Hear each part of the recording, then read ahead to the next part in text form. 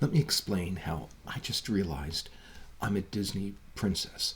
I'm a person who normally masks, tries to fit in with regular society. I usually do a good job, but really my life is about feeling like I'm trapped on a retard planet.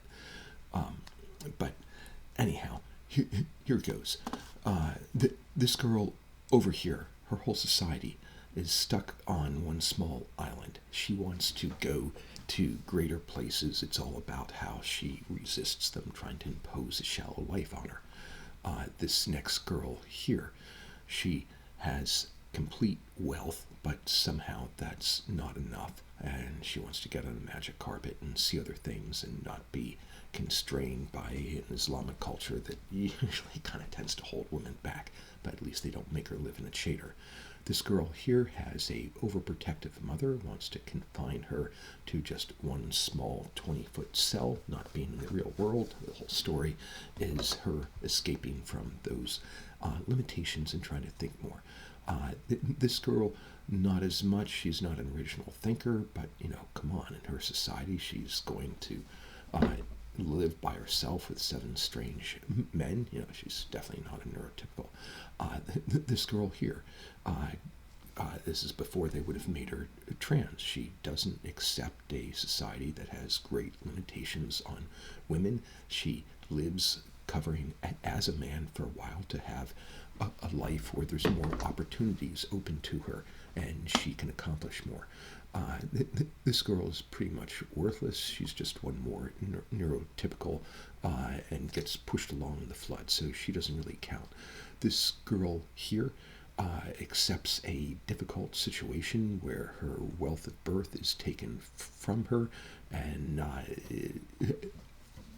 manages to get through and get to her own place, even though she lives isolated and is unaccepted. This girl here, the song just around the river bend, she straddles 2 worlds. She doesn't accept the Native American culture and its limitations, but she also sees through the Western culture. Doesn't do that well either. The real life Pocahontas was a bridge person, very difficult life. This girl here, I haven't seen that cartoon. My daughters were millennials. This one here, Belle, the opening song, something's different about Belle. She reads, she believes in finding more than this provincial life. She resists the restraints and uncovers a whole world of magic. This girl here, she's a princess. Again, she's entitled like most of these characters, but the under the sea life is not enough for her. She wants to break the barriers, break the boundary, go to the surface.